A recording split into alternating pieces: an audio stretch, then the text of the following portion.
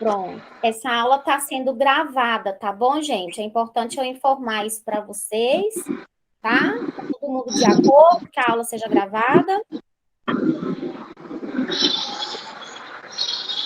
Beleza.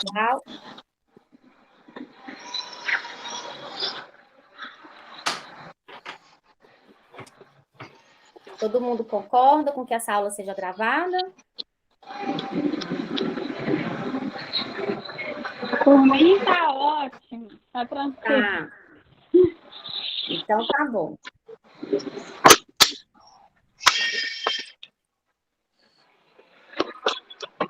Então vamos começar.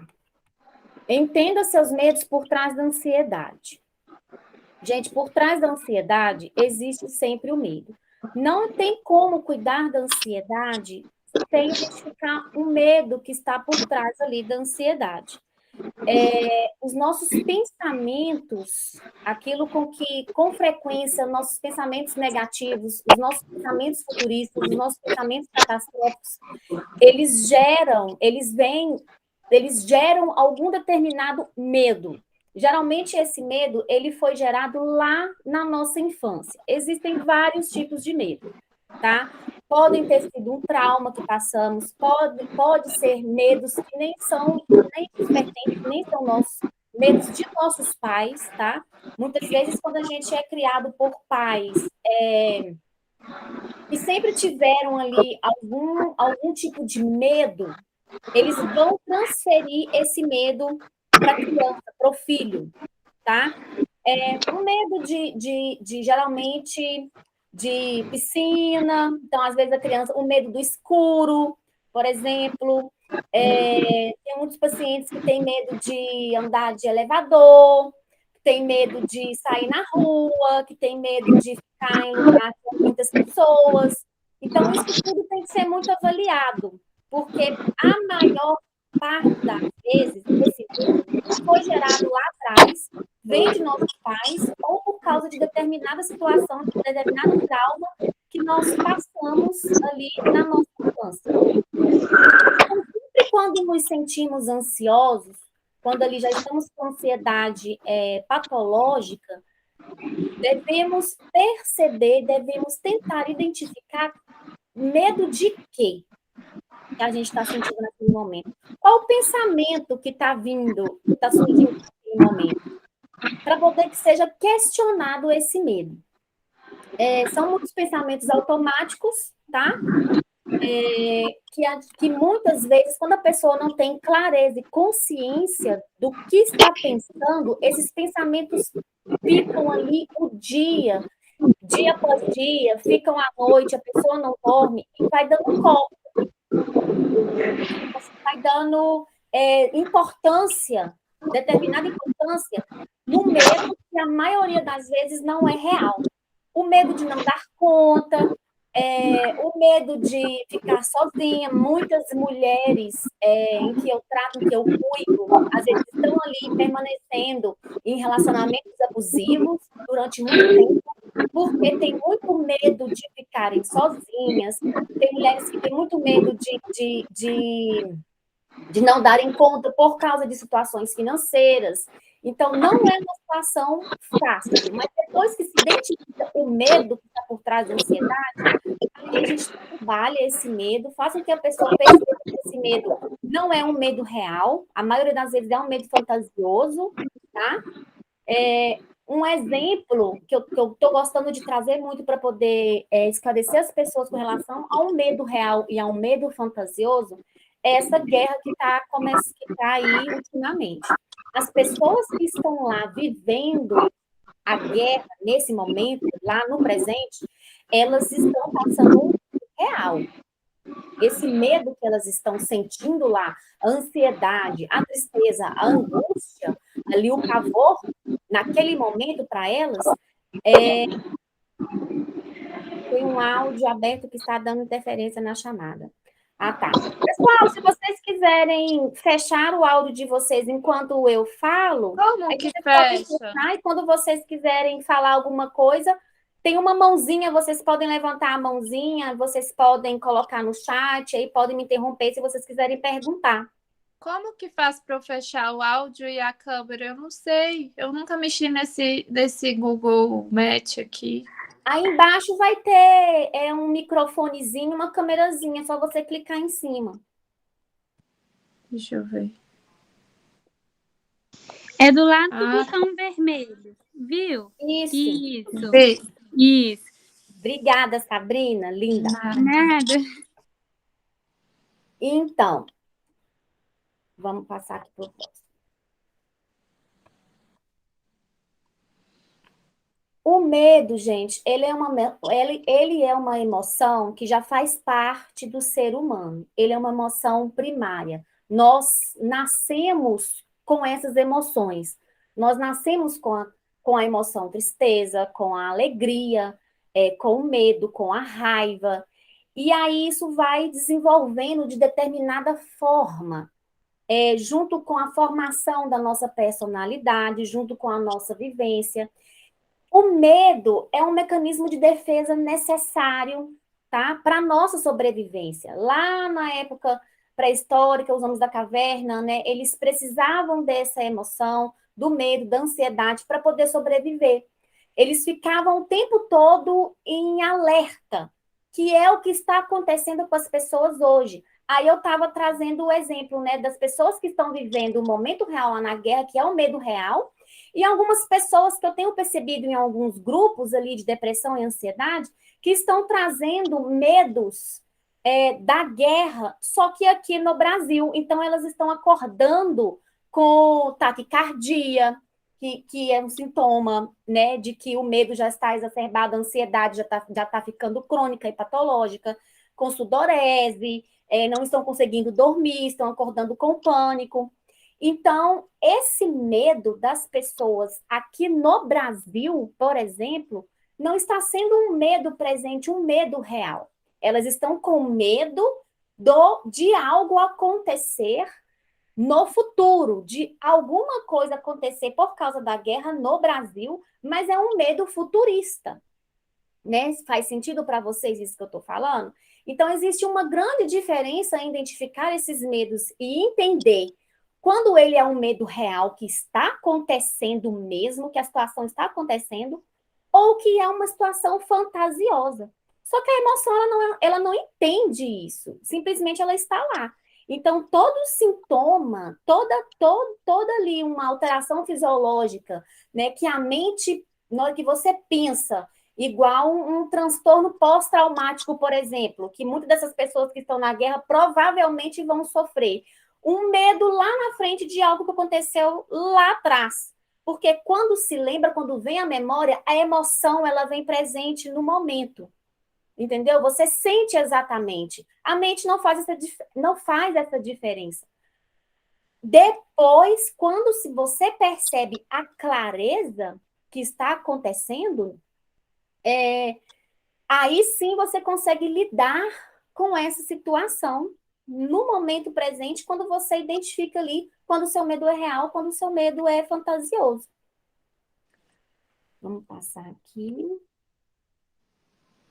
E para poder dar início em como entender esses medos, né, é importante questionar esses medos. Quando se identifica quais medos são esses, aí então vai se questionar esses medos. Então, eu coloquei aqui algumas perguntas, tá? Que são importantes, algumas perguntas que são necessárias para fazer quando se começa a identificar algum desses medos. Por exemplo, o que você pensa sobre você mesma e sobre a situação quando está prestes a fazer algo novo? Então, uma pessoa que tem ali uma mente ansiosa, uma mente cheia de medos, ela pensa alguma coisa sobre isso. Alguma de vocês que estão aí consegue me responder essa pergunta? O que você pensa sobre você mesma e sobre a situação quando está prestes a fazer algo novo? Posso responder? Pode sim. Eu tenho insegurança. E aí eu penso que as pessoas. Mesmo se for uma coisa que eu sei que eu dou conta, racionalmente, lá no fundo eu fico assim, não, eu sou uma farsa, eu não vou dar conta, todo mundo vai ver, e começo a ficar realmente aflita, sofrendo no futuro, pensando, não vou dar conta. Eu acho que esse é o primeiro pensamento que vem. É assim, será que eu vou ser capaz de fazer isso? Será mesmo que, por exemplo, eu já tenho para mim assim, será que vai adiantar eu fazer?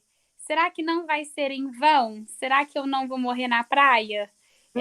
Vou dar conta de fazer, mas eu penso mais no dar conta, não dar conta, e de estar perdendo um tempo muito importante que eu poderia estar fazendo outras coisas que eu dou conta.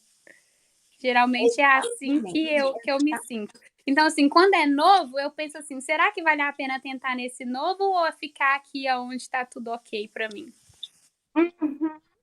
O que mostra uma predisposição à zona de conforto e à procrastinação, né? Esse será que é muito perigoso para uma mente de uma pessoa que tem muitos medos e que tem ansiedade. Porque um será que exatamente é isso que você falou, vai surgindo novos será que. Aí vem será que, e por trás desse será que medo é esse? Percebe? Se você for questionar, será que vale a pena? Então, você está com medo de quê, na verdade? Entende? Então, você pode estar fugindo de algo que alguma vez você tentou e não deu certo e sentiu algum tipo de dor e sofrimento. Porque a procrastinação é isso. A procrastinação, você está evitando uma situação de dor. Porque sair de uma zona de conforto geralmente gera essa dor, gera esse sofrimento.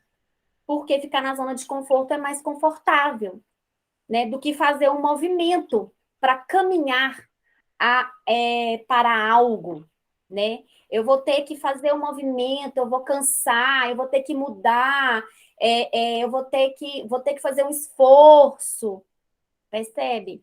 Então, muitas vezes você tem que mudar a frase do que eu preciso de fazer algo para a frase que eu não quero fazer algo, para poder você começar a se questionar do porquê que você está procrastinando, para poder pular, conseguir driblar essa procrastinação, tá bom?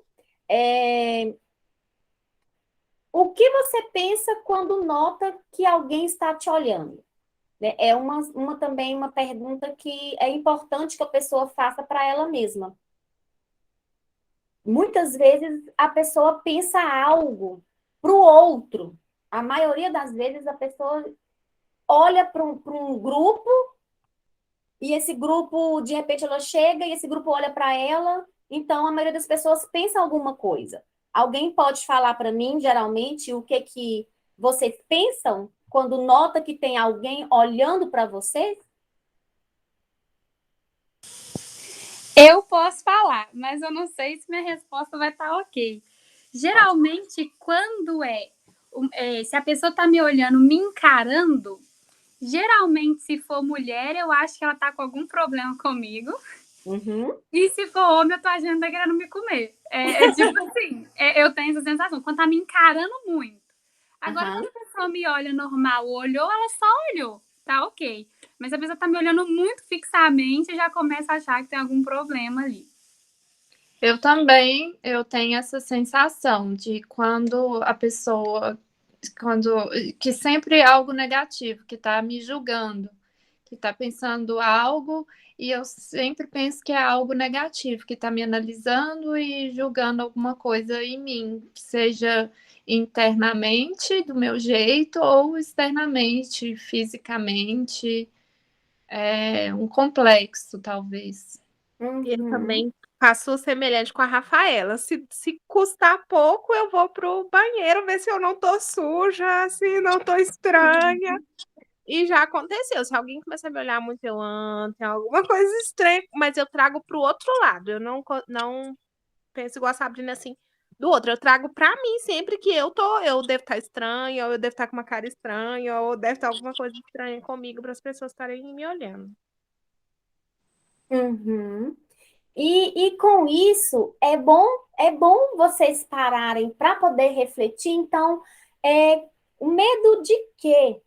Medo, desculpa, gente, o medo de que está por trás disso? Quando alguém está me olhando, eu penso que ele está me analisando, que é algo negativo.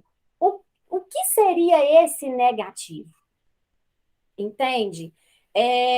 Por que que eu tenho tanto medo dessa pessoa estar pensando algo de mim, né? E eu estou pensando por essa pessoa? Será que ela realmente... vamos supor então que ela está pensando, até lá me julgando, pensando algo negativo sobre mim. Tá, que eu sou uma pessoa chata, que eu sou uma pessoa, não sei, né? É verdade isso? Eu sinto como verdade isso que eu penso que a pessoa está pensando sobre mim? Se ela está pensando que eu sou uma pessoa chata, então eu vou voltar o meu olhar para mim mesma. Será que eu estou realmente uma pessoa chata e não estou percebendo isso em mim, essa imperfeição? Ou sou eu que acho isso de mim mesma?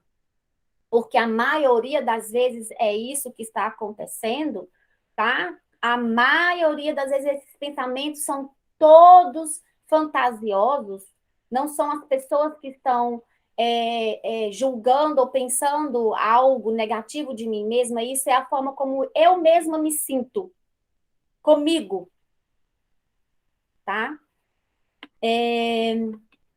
Deixa eu ver aqui. Como você Ô, Liz, pode falar, e querida. quando, no meu caso, geralmente é algo que eu talvez sinta de mim, a forma que eu me enxergo e penso que as pessoas estão vendo aquilo. E como que a gente muda esse olhar sobre nós mesmos? E como não preocupar? Bom, se a pessoa acha isso de mim, como não preocupar tanto com essas questões, entendeu? Porque eu acho que eu tenho uma preocupação excessiva com o que as Uhum, pessoas estão pensando. uhum. Olha, uma das primeiras, a primeira coisa que eu vou te falar que vai ajudar é fazer a terapia, tá? Para poder ajudar nesse processo aí de preocupação com o que o outro vai pensar de mim ou não, porque existe uma dependência emocional aí, a autoestima está baixa, o amor próprio está enfraquecido, porque se o amor próprio, a autoestima tá tranquila, você tá bem com você mesma, o outro que se foda-se, entende? Eu tô me lascando pro que o outro vai achar de mim, porque eu não me importo com isso. Isso já deixou de ter importância. E tem uma coisa que eu gosto de trazer muito, que o Leandro Carnal, não sei se vocês conhecem, eu gosto muito dele, eu gosto muito do Leandro Carnal, sigo ele nas redes sociais. Ele traz um exemplo muito bom, que ele é careca, ele é todo careca, então um dia um aluno abriu a porta assim e chamou ele, xingou ele de careca, né? E aí ele parou para poder pensar naquilo. Esse aluno, ele usou isso como se fosse ofender o Leandro. Esse aluno estava falando a verdade? Estava, porque ele era realmente careca, né? Então, não tinha por que se importar com isso. Aí, pelo outro lado, se esse aluno estava mentindo, se ele fosse cabeludo e esse aluno estava mentindo, tem que importar. Porque a mentira é dele, é problema dele. Ele está mentindo. Eu não sou uma pessoa careca. No caso, se ele tivesse cabelo. Entende? Então, assim, e ele também traz um exemplo ali, ele colocou a mãe dele. Aí uma pessoa lá no trânsito chamou a mãe dele e disse assim: seu filho da puta. Falou lá com ele. Aí ele pegou, foi e levou isso lá pro lado da brincadeira e falou assim: que se a mãe dele não é puta, Não tem por que ele se importar com isso. A pessoa está mentindo, é um problema dela. Essa pessoa tem um problema. Não pega esse problema para você. E se essa pessoa está falando a verdade e a mãe dele era uma puta, então ele assim, poxa, então ele sabe da vida da mamãe, ele falando lá na palestra, então ele conheceu mamãe muito bem. Então, na verdade, não tinha por que ele se ofender. Então, essa questão de se O preocupar. problema é quando a verdade, quando às vezes é uma verdade que te machuca. Aí o problema é seu. Você vai Exatamente. entrar no processo para aceitar a verdade.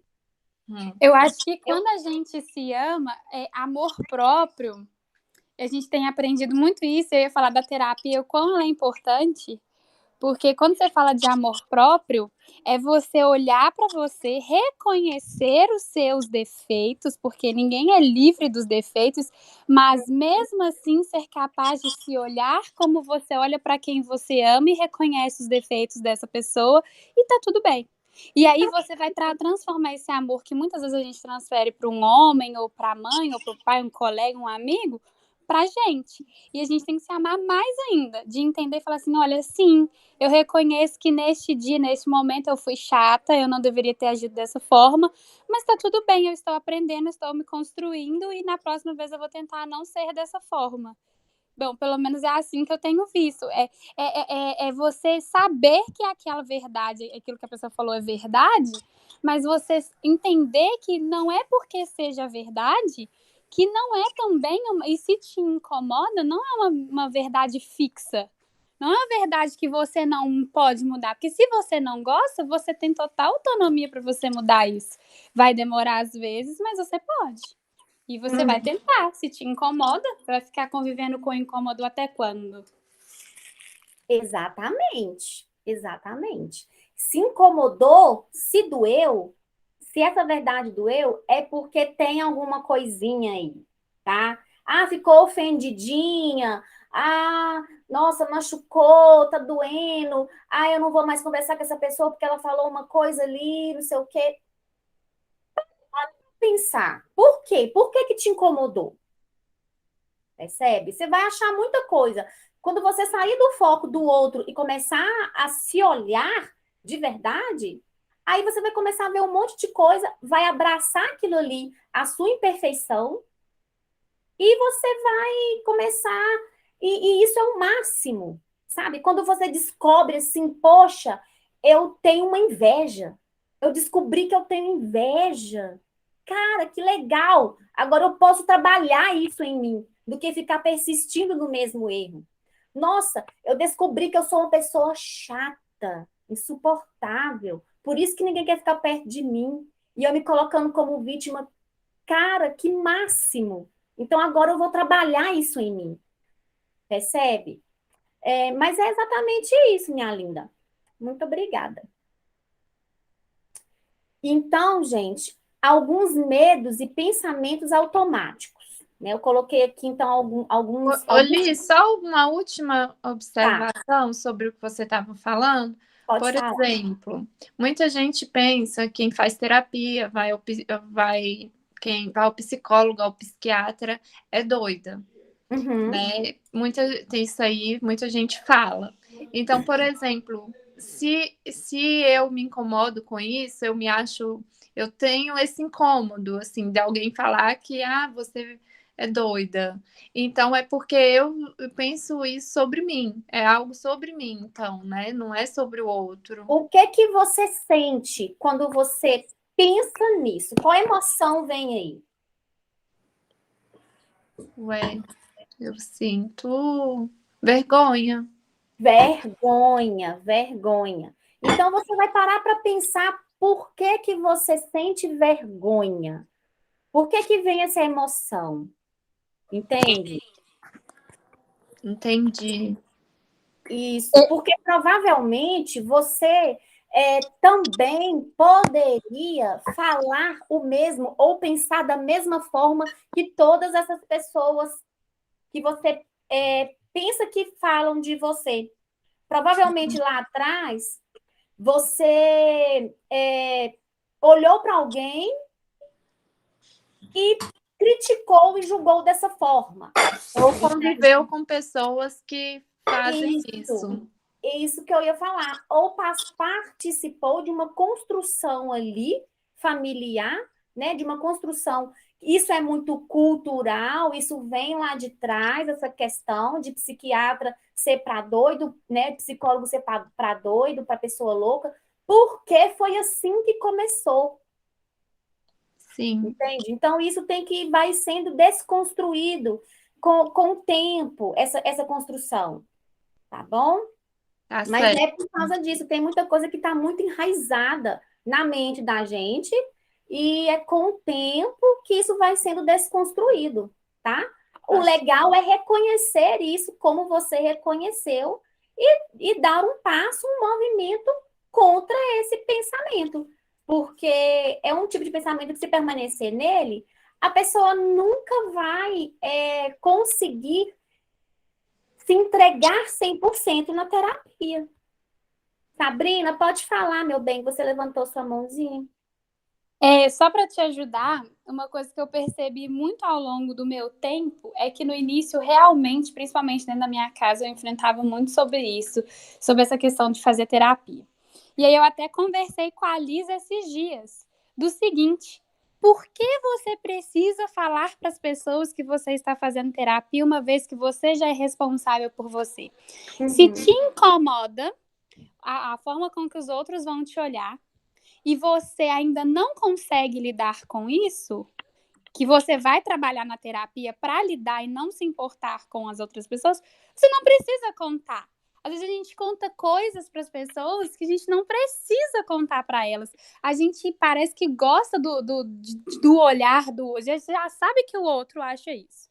Você não quer lidar, mas você já entende que a terapia é importante e você não precisa que o outro pague, né, custeie a sua terapia, se você já é independente financeiramente. Ou então, também, você já tem um tempo disponível na sua agenda ali que você não precisa envolver outras pessoas na sua terapia, você não precisa contar para ninguém, não. E vai trabalhando isso na terapia. Porque a gente, às vezes, deixa as outras pessoas influenciar muito nas nossas decisões e fica atrasando o nosso processo de cura. Eu já percebi isso, eu passo por isso hoje. Eu tento muito conversar com meu namorado sobre isso, mas ele ainda acha que não precisa.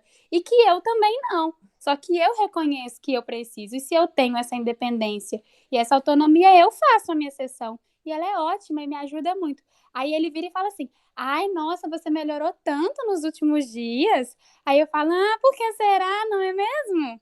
Né? Então, as pessoas, elas acham que elas não precisam, elas tentam não validar esse serviço justamente pelo que a Alice falou, essa construção social. Mas quem já não tem esse tabu, não precisa do outro validar para que você desfrute dos benefícios da terapia.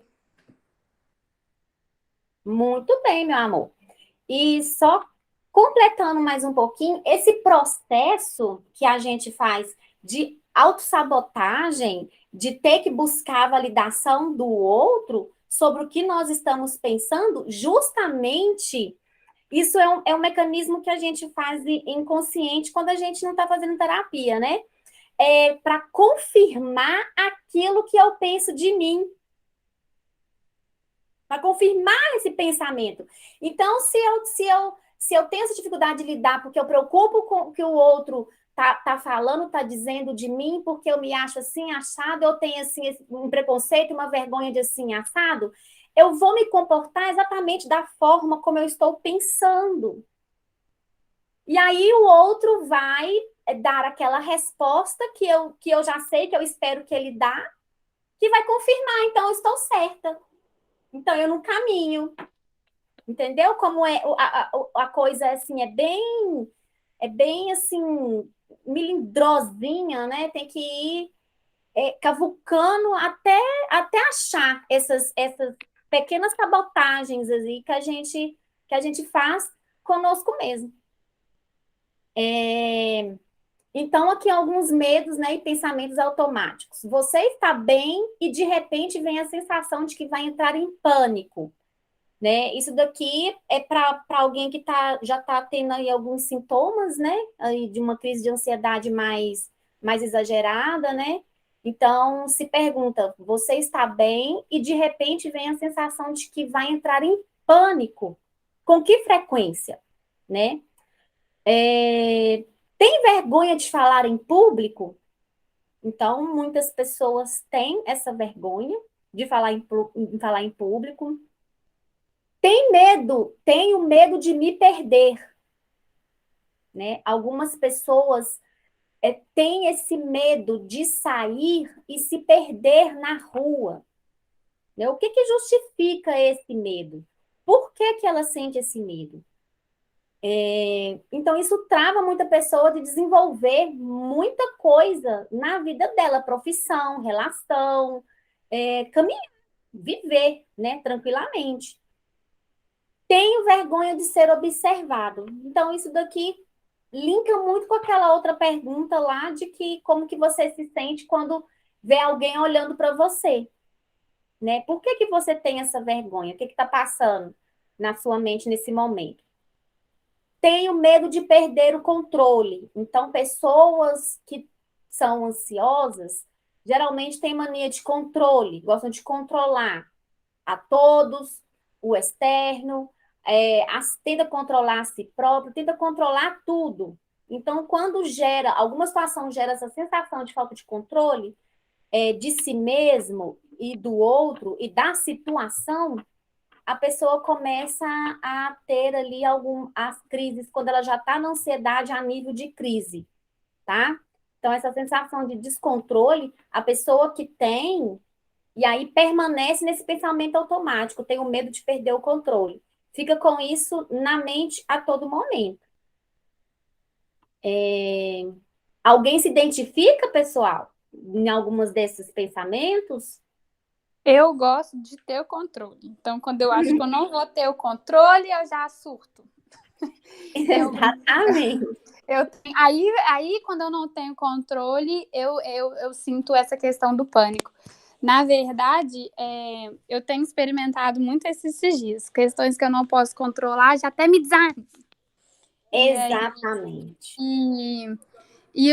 Essa questão do pânico, eu estou bem, de repente vem a sensação de que eu vou entrar em pânico, acontece com muita frequência quando eu me sinto literalmente sem poder fazer nada e que eu vou ter que esperar. Então, eu acho que o controle e o pânico, no meu caso, ele tá junto, assim. Agora eu não tenho vergonha nenhuma de falar em público. Menos um medo, né? Pode falar, Rafa. Eu tenho vergonha de falar em público, eu travo. Até aqui, na hora que eu tô falando com vocês, às vezes eu gaguejo assim. E também a primeira, que é entrar em pânico, o coração acelerado, do nada eu tô bem, começa a vir aquele tanto de pensamento negativo, ansioso, meu coração começa a bater, a ficar acelerado e eu entro em pânico. São as duas mais fortes. Aí, nesse momento, você deve... E o medo da realidade, em relação à realidade também, tenho muito medo. Uhum. Aqui tá falando logo abaixo. Eloá, pode falar. Você levantou a mão? Pode falar, querido. Eu tenho vergonha de falar em público, mas isso hoje em dia eu já não preciso tanto. Lido com clientes, lido com cada um, né? Não preciso falar para várias pessoas ao mesmo tempo. O que eu tenho muito é em questão, tipo assim, muitas vezes quando eu tô conversando, tendo alguma discussão com a pessoa, e às vezes eu sei que em relacionamento e tudo mais, às vezes igual quando eu tava namorando, ia terminar com ele, planejava, chegava na hora, não falava nada que planejava. eu falei, nossa, eu não devia ter falado isso, mas devia ter falado isso. Eu fico analisando tudo, em questão, tipo assim, nossa, eu devia ter falado aquilo, não devia ter deixado ele fazer isso também. E isso, discussão com qualquer pessoa, tá com meu pai, minha mãe, eu falo assim, às vezes eu altero a voz, eu falo assim, eu não devia ter alterado a voz. Uhum. E eu acho que o que eu tenho mais agora é ansiedade de quando eu tô conhecendo uma pessoa nova, tipo, para relacionamento, sabe? Eu começo a entrar um pouco em pânico em questão, será o que ele quer? Será que tá gostando? Uhum. Se vai ser uma coisa mais casual, se vai ser um trem mais duradouro, já começo, será que vale a pena? Uhum. Percebe o será que aí o tempo todo da mente ansiosa e lá no futuro, todas as vezes que vier esses pensamentos, será que ele vai puxar outros será que, entendeu? E não tem como, não existe maneira de você conseguir lidar com o pensamento do futuro, gente. Isso é muito. Depois que você entende isso com clareza, você lida com as suas situações mais fácil. A ansiedade fica no nível controle, entendeu? Porque não existe ansiedade zero, porque nós precisamos dessa emoção para a gente poder caminhar, para a gente poder levantar da cama, para a gente poder agir, fazer alguma coisa na vida. Senão vai ficar uma mosca morta. Mas percebe como todos esses pensamentos aí no início de relação tá lá no futuro? E se vem esse pensamento, será que ele vai gostar de mim? Ah, meu bem. Então você tem que pegar ali o seu olhar e olhar para você mesma e começar a entender o quanto você gosta de você. Se você está tão preocupada com que se o outro vai gostar de você, quais que são essas imperfeições que você está vendo em você que está correndo o risco do outro não gostar? O quanto você está com seu amor próprio, sua autoestima em dia, então? Porque o outro, ele não é obrigado a gostar. Ninguém é obrigado a gostar de mim. Percebe? Só que isso para mim não faz diferença. Hoje não faz. Mas um dia eu não fui assim também. Também mantive por muito tempo todas essas imperfeições. Por isso que eu posso falar com bastante clareza para vocês de como que é esse processo e quando que você é depois que você livra dele. Nossa, se a pessoa quer andar comigo, quer sair comigo, ela gosta de mim, que bom. Se ela não gosta, o que eu posso fazer com isso? Eu vou obrigar ela a gostar? Eu não sou obrigada a gostar de todo mundo. Tem gente que eu gosto, tem gente que eu não gosto, ué. O outro também tem esse mesmo direito. Agora, como que eu lido com esse não gostar de mim? Porque se eu estou gostando de mim, isso para mim não faz diferença. Pode falar, Nayara.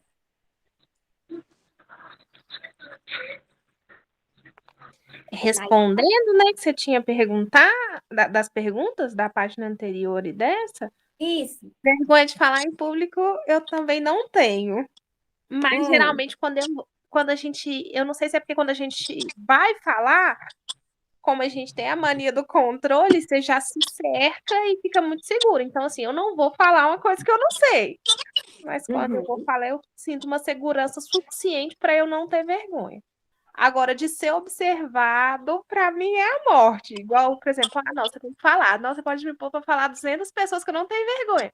Mas depois você começa, meu cabelo não estava bom. Esse sapato é esquisito. Essa blusa. E aí, então, para mim, ser observado é mais difícil do que falar em público. E o medo do julgamento. Não, isso aqui. Porque o que você fala, às vezes você cerca e tem uma segurança, então você não tem tanto, você está embasado no que você está falando, assim. Mas o julgamento, o medo do julgamento é grande, o pânico eu também tenho, Aí eu já tive até síndrome do pânico, e Uhum. é horrível, e vem do nada, e é uma sensação muito, de muito medo mesmo, até de você querer fugir, uma sensação de. Uhum. Eu sei, exatamente. E a questão de grana, eu cresci numa família também com situação econômica ruim e que era um problema familiar, né? Que tem família que é pobre e vive bem. Só que não, Uhum. em casa era um instrumento de tortura essa questão de dinheiro. Então, para mim, eu morro de medo de fazer as coisas e não ter grana, assim. Uhum. Aí esse. Isso, o medo está até aqui, né? Tenho medo de não ter dinheiro suficiente para pagar as contas. Sabrina, você quer falar? Eu quero, Liz, porque eu vi aí depois uma coisa que eu acho que eu nunca falei pra ninguém, que Hum, é essa questão desse medo de morrer. hum, Eu tenho épocas que eu tenho muito medo de morrer e eu tenho muito medo que outras pessoas, tipo minha mãe, meu pai, meus irmãos, meu namorado morram. E assim, eu tenho mais medo, por exemplo, do meu namorado morrer do que dele me trair, digamos assim. Sabe, uhum, assim, falar assim, e se essa é a última conversa? Ah, e se essa. Da minha mãe também, por exemplo, minha mãe mora em outro estado, então toda vez ela vem e volta na estrada, né?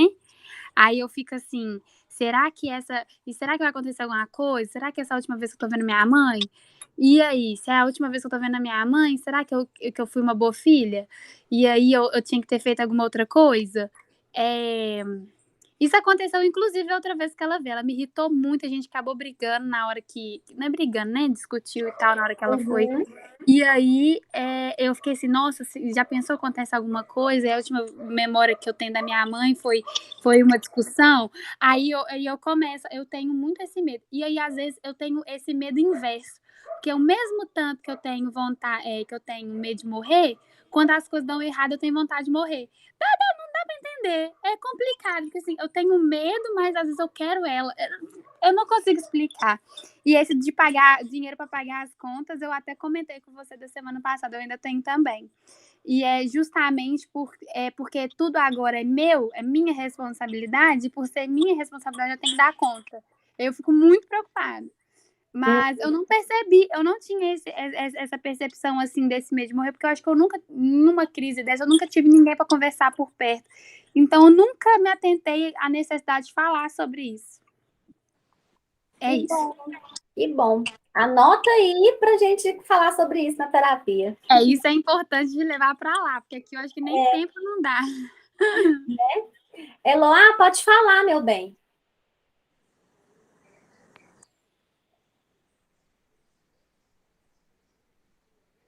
Desistiu? Levantou a mãozinha enganada. Então vamos continuar. Eu esqueci de ligar o. Hã? Eu tava falando aqui e tinha esquecido de ligar o microfone. Tá. Então, É sobre o medo de morrer, né?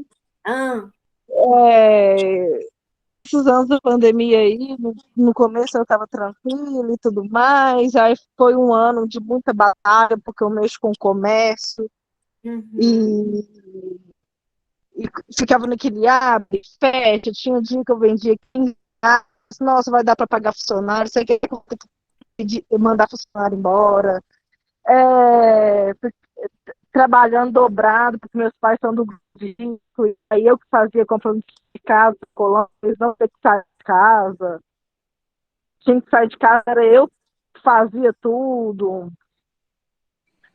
E chegou o final do ano, eu já estava cansada, tá? Já estava exausta. Eu falei assim, será que trabalhar com comércio é isso mesmo que eu quero? Será que é para mim? Será que eu vou dar conta? Só que aí, se eu largar tudo, o que eu vou fazer? Eu não quero estar tendo vontade de trabalhar. E aí começou a ter, já tive muito esses pensamentos. Foi uma fase que eu comecei a ter esses pensamentos de morte. Só que uhum, aí início do ano passado eu tive Covid. Tive pós-Covid. Assim, não tive como, não internei, não precisei internar. Mas eu comecei a perceber que em vez de ter o medo de morrer, eu comecei a ter o medo de ficar doente. Em vez de querer morrer, eu fiquei com que trem.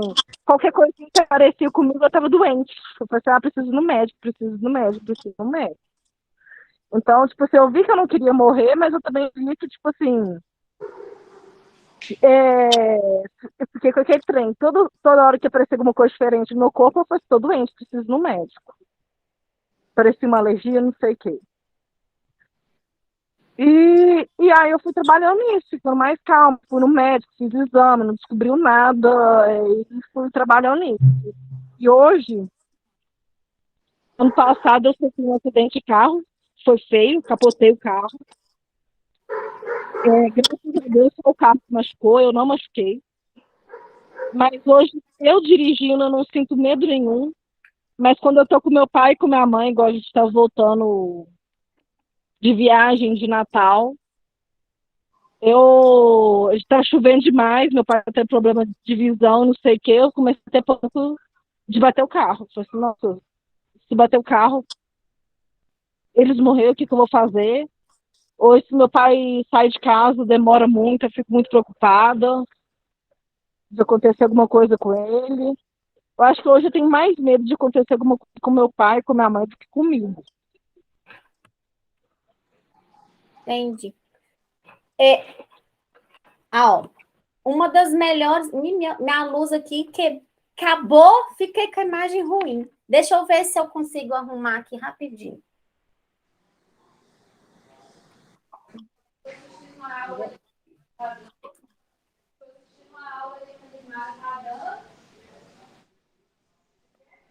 Não vai dar, não. Cadê? Aí. Para poder... Você percebeu novamente, Eloá, que você trouxe aí muitos será que, né? E muitos medos. Tem esse medo aí da questão do trauma do carro, tá? Não vai dar certo mesmo. Negocinho deu zebra aqui, mas tá tudo bem. Tem a questão aí que aconteceu com relação ao fato do carro, e uma das maneiras de lidar com esse medo por causa de, no passado, você bater o carro, é você começar a ter essa consciência e essa clareza de que esse medo, hoje, no presente, ele não é real. Ele existiu lá atrás por causa de uma situação, tá? Então, assim, você traz a sua mente para o presente, porque nesse momento você está trazendo um medo passado para o presente, tá? E com relação ao medo dali do parente querido morrer, fulano morrer, entra muito a questão que eu passo a atividade para os meus pacientes do exame de evidências. Isso ajuda muito a questionar o medo e preocupações nesse sentido. Qual evidência a favor, tá? Você tem de que o seu pai vai morrer quando ele sair daqui? Evidência não é achar, não é achismo. É uma evidência real. É algo que está acontecendo. Então, qual evidência você tem a favor de que seja a favor desse pensamento, desse medo de que meu pai ou minha mãe vai morrer? Aí você lista ali alguma evidência, algo que está acontecendo. Por exemplo, na guerra, se você está vivendo uma guerra, você tem muitas evidências a favor de que seu pai pode sair e não voltar mais. Conseguiram entender? Agora, no dia a dia e tal, e você tem esse medo, e aí você vai questionar qual evidência eu tenho a favor desse meu medo. E quais são as evidências concretas, reais, no presente, contra? Então, quando você começa a colocar isso ali no papel e enxergar e perceber, que a maioria das vezes, quando eu pergunto para meus pacientes quais que são as evidências a favor daquele medo, ele não consegue achar uma evidência.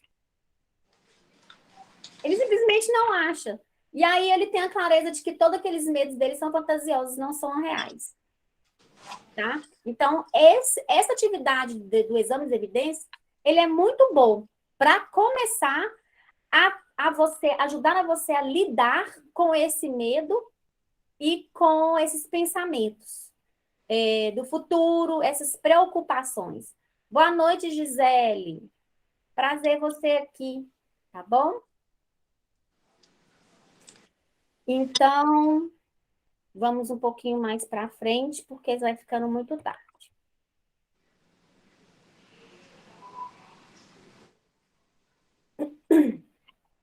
Tenho medo de não agradar a todos. Isso daqui é pura dependência emocional, autoestima baixa, falta de amor próprio. Você não tem que agradar a todo mundo, nem Jesus agradou, quanto mais você. Tenho medo de não conseguir conquistar as minhas coisas, né? Aí, para as pessoas que estão começando a independência, né? Isso aqui é um medo até um tanto quanto natural, porque é algo novo que você está passando. Entendeu? É algo novo que você está conquistando, é uma situação nova. O problema é quando esse medo te paralisa. Se ele te paralisa, se você tem esse medo de não conquistar as suas coisas a ponto de você não correr atrás, aí tá errado. Porque você tem que ir com medo mesmo. Porque é indo e experimentando a situação que você vai saber se você vai gostar ou não, onde você vai errar, onde você vai acertar, o que você tem que fazer. Não tem como você tomar uma decisão, não tem como você lidar com algo que você não viveu. Tenho medo de tomar decisões, tenho medo de ficar doente, que foi o que a Eloá trouxe para a gente, muita gente traz isso também. Tenho vergonha de falar o que estou sentindo, tenho medo de ser agressiva. A raiva é muito contida nas pessoas. Demonstrar raiva, o assunto raiva, isso é proibido desde pequeno. O assunto sexualidade é proibido desde pequeno. Então, isso ali, de uma certa forma, é recalcado, vamos falar assim, tá? É bloqueado ali. A pessoa, então, ela não consegue falar alguma situação que deixou ela com raiva. E aí isso vai guardando, e a raiva guardada por muitos anos se torna depressão lá na frente, tá? A forma é como você vai falar. O problema não é sentir. Pode falar, Rafa. Oi, Liz. Pode falar.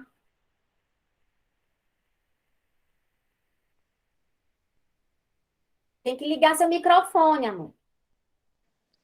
Liz, Luiz. eu tenho muito medo de tomar decisões. Não sei se a palavra é medo, mas me bloqueia. Aí, mínimas coisas, eu não sei, e acabo não tomando decisão nenhuma, porque eu tenho essa questão, sabe? E eu tenho muita dificuldade de lidar com qualquer decisão que eu tenha que tomar. E acabo me bloqueando e não conseguindo tomar, muitas vezes não conseguindo chegar a nenhum consenso. Vai virando uma confusão na minha cabeça. E é uma das coisas que mais eu me sinto prejudicada, é essa dificuldade de tomar decisões. E está muito relacionado com a sensação de capacidade, o quanto você se sente capaz, o quanto o seu amor próprio também está em dia e a autoestima, tá? A visão que você tem de você mesma influencia em quase 100% nas decisões que a gente vai tomar ali. Pode ser grande, pode ser pequena.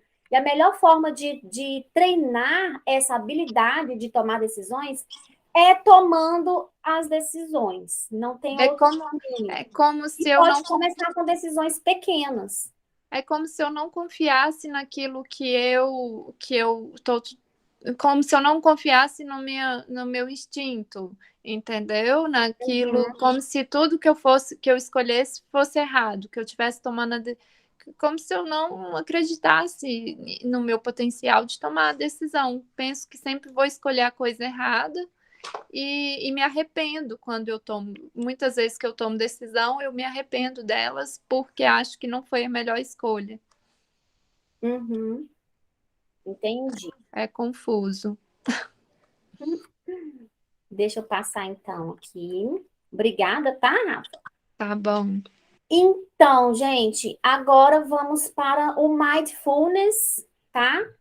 Eu não sei se vocês já ouviram falar, essa prática tem sido falada muito aí no meio, tanto com os psicólogos, tanto quanto os não psicólogos, tá? Não é uma prática de hoje, isso é uma prática antiga, tá? Na verdade, eles vão pegando práticas já milenares aí, vão inventando um monte de nome difícil para falar que é nova, mas isso daqui já é utilizado há muito tempo. Essa prática, ela vai ajudar você a trazer a sua mente para o presente, para atenção. Mindfulness significa atenção plena, tá? Significa atenção plena. Você vai sair, muitas vezes a gente está ou no futuro ou no passado. E a gente não tem consciência do que a gente está pensando, do que a gente está sentindo, como que o nosso corpo está reagindo conforme as nossas emoções. Então, o mindfulness vai ajudar você nisso. Ajuda a ter mais clareza nessas sensações. E vão diminuindo ali as crises, quando você já está tendo crises de ansiedade, por exemplo.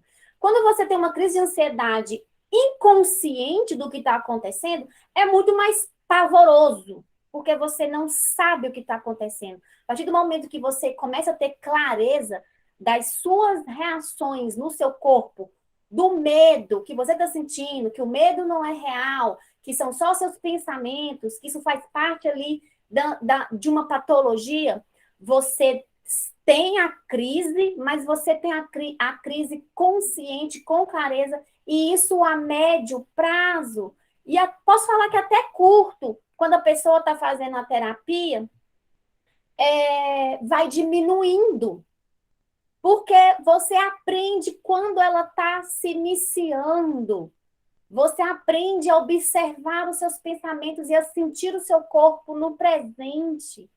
E aí você não deixa com que isso, você não dá a cordinha para a pipa. Você corta ali no começo.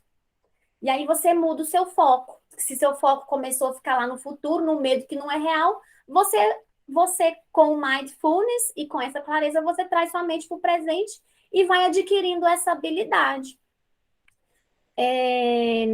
Deixa eu ver aqui. Então, vamos para a prática. Eu já vou pular para a prática com vocês. Depois vocês pegam o material lá no grupo e dão uma lidazinha, tá? Não vou esticar muito, porque senão a gente não dá tempo, fica muito tarde. Pessoal, eu gostaria então que nesse momento, quem tiver disponibilidade, ligasse a câmera. Se tiver em um lugar tranquilo, você pode se sentar onde você estiver, tá? Porque eu vou conduzir vocês a uma pequena práticazinha, tá bom?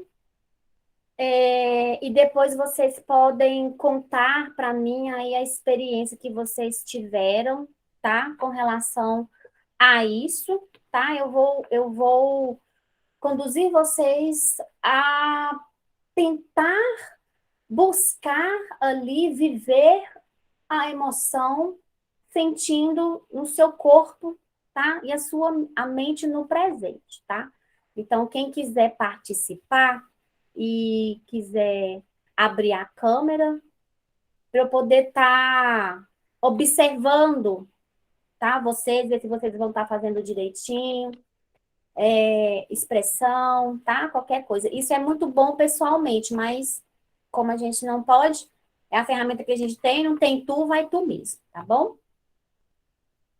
Então, né, quem vai participar aí é a Sabrina e a Rafa.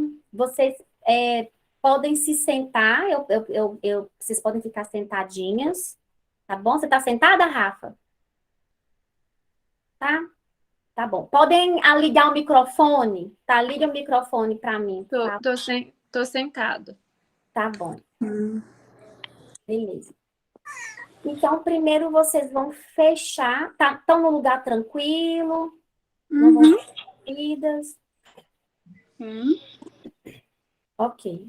Então, vocês podem fechar o olho, tá? Fechem seus olhos, relaxem o corpo, tá? Podem encostar, fecha o olho, relaxa o corpo, mantenha o pezinho aí no chão, tá bom? Por um momento, tá? Vocês acalmarem aí. Aí vocês fecham o olho, vocês só vão abrir os olhos quando eu falar, para vocês abrirem, tá bom?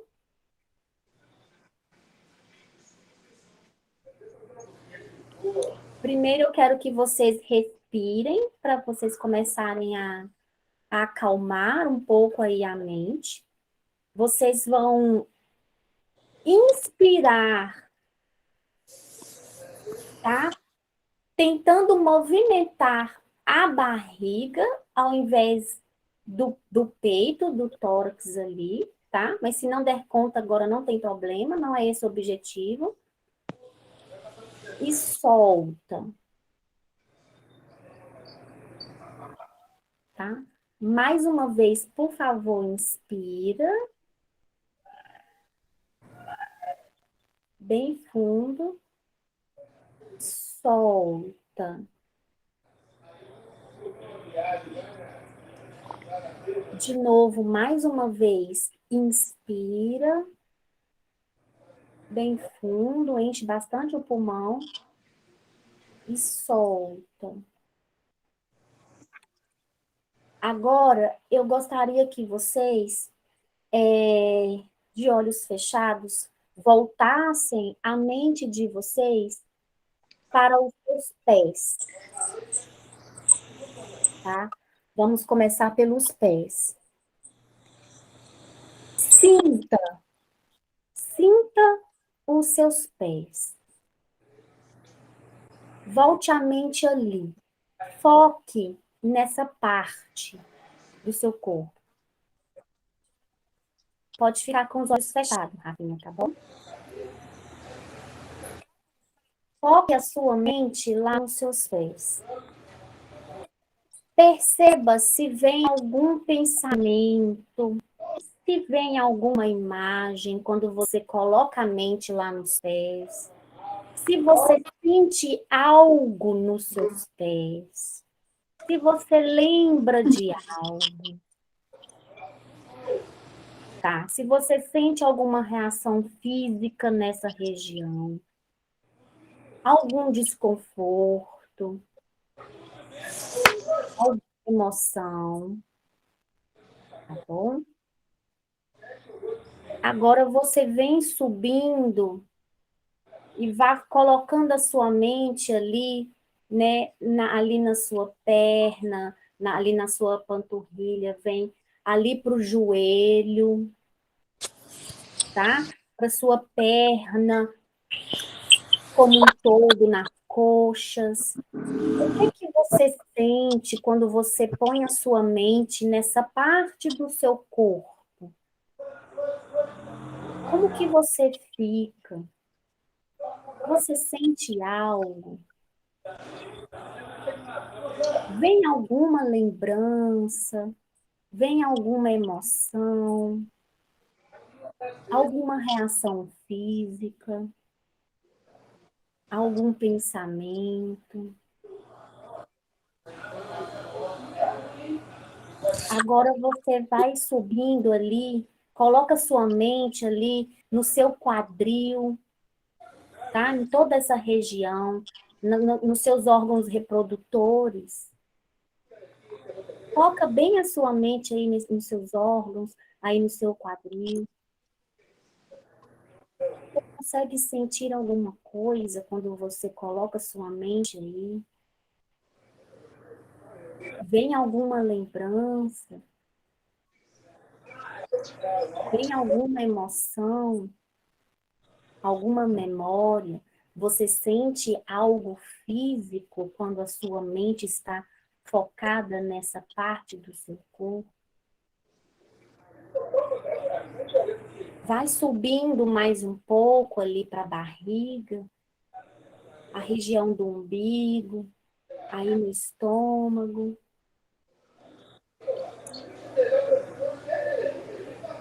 Veja se você percebe algo nessa região, alguma memória, lembrança, sensação, emoção.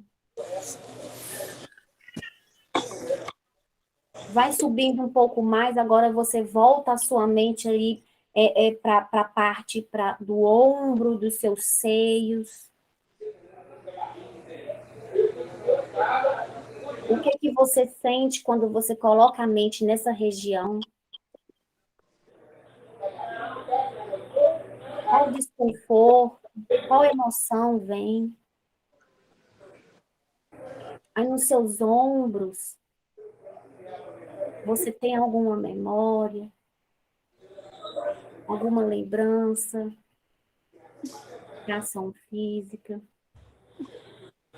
Agora você pode voltar a sua mente para a sua face, para o seu rosto. O que você sente quando você coloca a sua mente aí na sua boca, nos seus olhos? Percebe algo? Se o seu pensamento for para alguma coisa diferente, não tem problema. Você só perceba ele e volta a mente aí para sua face novamente. Não brigue com os pensamentos. Só perceba. Só tenha clareza. Entenda.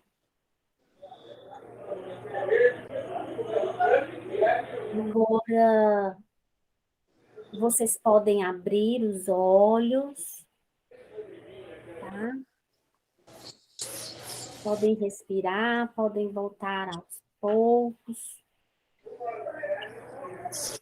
E dizer para mim se sentiram alguma coisa, se veio algum pensamento, alguma sensação, como que foi essa experiência? Dá um relaxamento bem gostoso. Eu acho que dá uma acalmada, assim. Às vezes o dia é muito cheio, muito conturbado. Isso porque agora eu não estou ansiosa, mas eu acredito que durante uma crise possa ajudar bastante, porque aí você concentra no presente, aí você vai sentindo sua perna, como ela está agora, né? Igual você falou, pense se te traz alguma memória. Traz algumas memórias, sim, algumas boas, algumas nem tanto. Mas a gente consegue focar no agora, viu? Agora, como é que está? Pelo menos foi o que eu percebi, assim, pra mim. Você sentiu algo físico no seu corpo durante esse processo? Na verdade, eu não sei se é porque eu já tenho essa prática de meditação. Às vezes eu consigo fazer uns 15 dias direto, às vezes não, porque eu sou inconstante em tudo que eu faço, vou melhorar. Mas eu sinto como se o meu corpo estivesse amolecendo, sabe, em direção ao chão. Isso, para mim, é muito confortável. Mas não senti nada ruim, eu senti coisas boas, assim, pra mim. Uhum. E desses pensamentos que você falou, alguns bons, outros não, nem tanto, você conseguiu identificar em qual região do corpo você estava no momento desses pensamentos? Eu senti nos meus pés, eu tive uma boa e uma não tão boa. Por incrível que pareça, na verdade, eu vou te falar, nas minhas pernas eu pensei, porque tá estourando uma variz que tá doendo. Aí eu pensei, ai meu Deus, eu tenho que ligar no médico e olhar isso. Mas eu também senti nos seios, eu senti coisas boas, mas me lembrou situações que não foram tão boas. Sim. no rosto eu tive muita sensação boa, embora eu depois, raciocinando, eu encontro outras que não são tão boas, mas ultimamente eu sinto, assim, me deu a sensação de carinho, dessas coisas. Mas que racionalmente eu posso contar inúmeras que não foram tão boas assim. Mas no momento da meditação eu tive mais sensações boas do que sensações não tão boas, assim. Mas teve pensamentos também que não foram tão bons, que eu me recordei de outras vivências. Que bom, perfeito. Nos pés está muito relacionado com o caminhar, tá? Com a caminhada da gente, tá bom? Aí pode estar refletindo sobre isso. Sim. E você, Rafa? Aí eu já tive mais dificuldade, talvez porque eu não tenho essa prática de meditação que ela tem.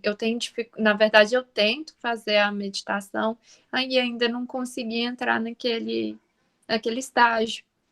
Então, eu não consegui desligar meus pensamentos. Quando você foi falando, quando eu vi, eu estava pensando Ok.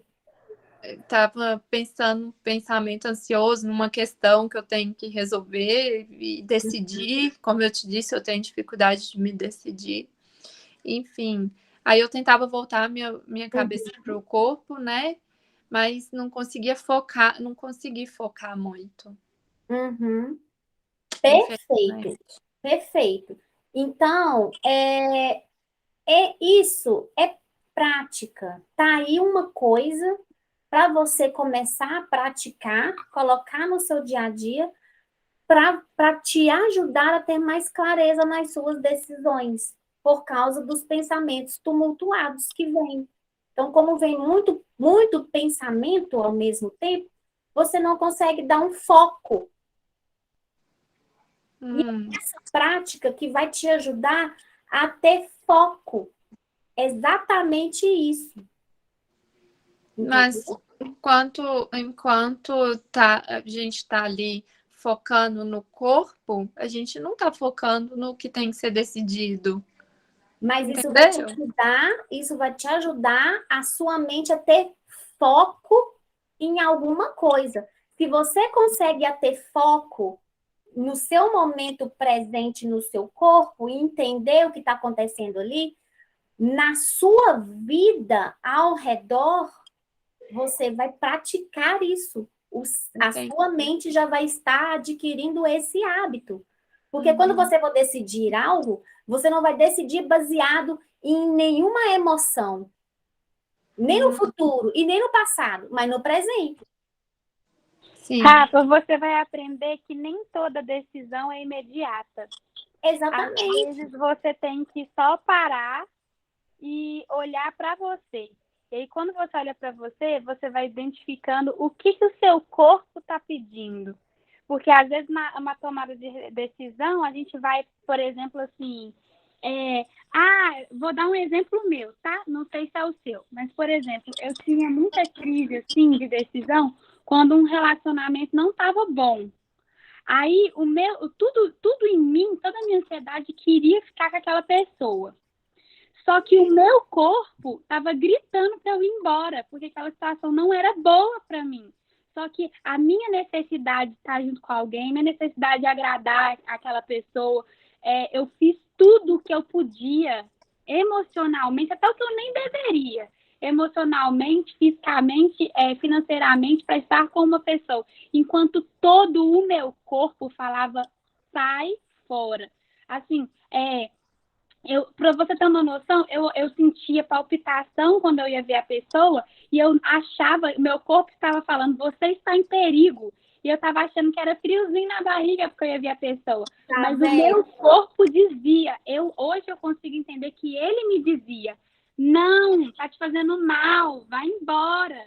E enquanto você tá achando que é ansiedade para estar com a pessoa, não, seu corpo está falando que aquilo não te faz bem. Sua mente, depois de um tempo que você vai fazendo a meditação, você vai ver que a sua mente, ela vai te parar e vai falar assim, agora é hora de parar, agora é hora de você descansar, agora é hora de você fazer.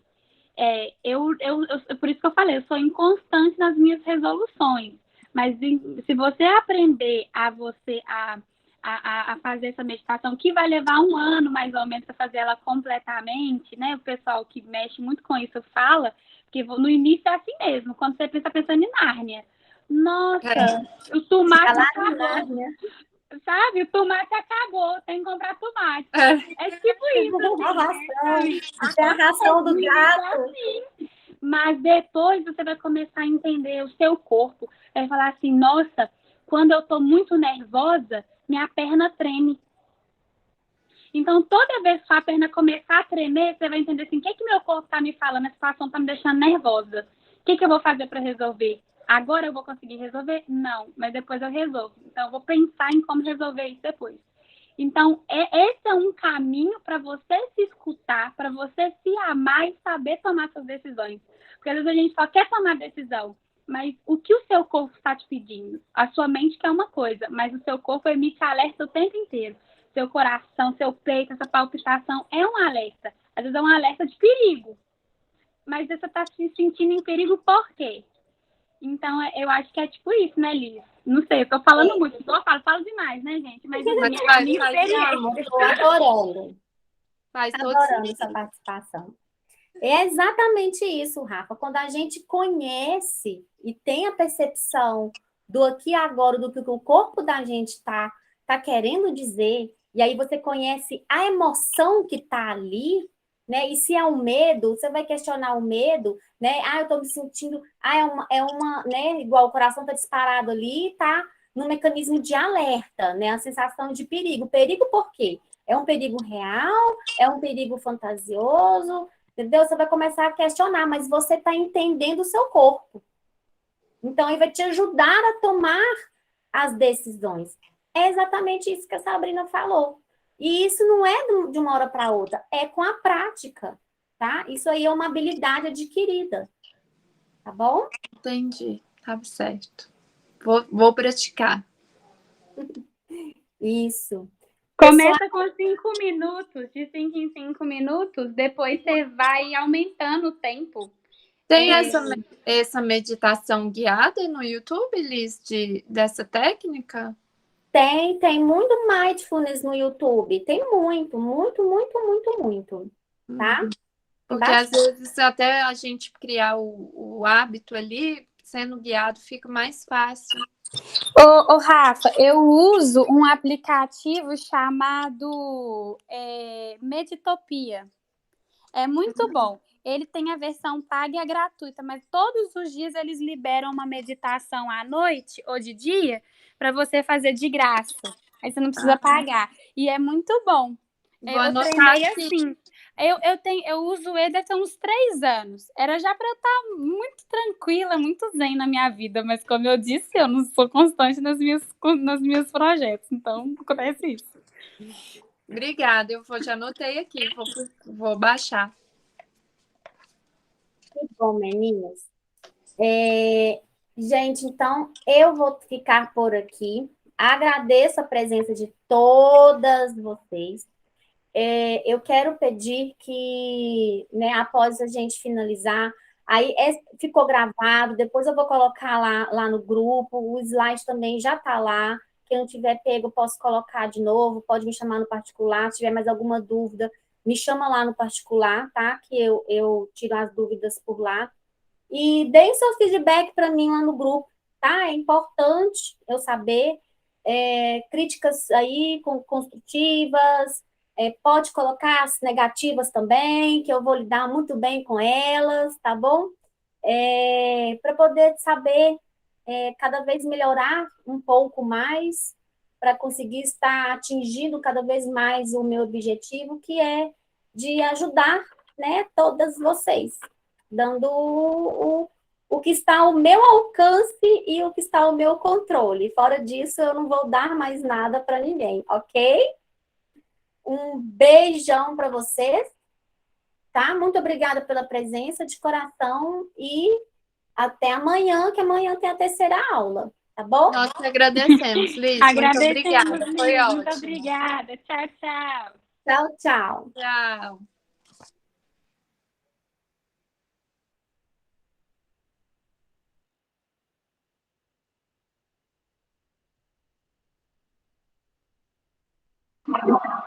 Liz, obrigada. A última parte aí eu não participei muito, porque eu estou começando a fechar a loja agora, organizando as coisas aqui.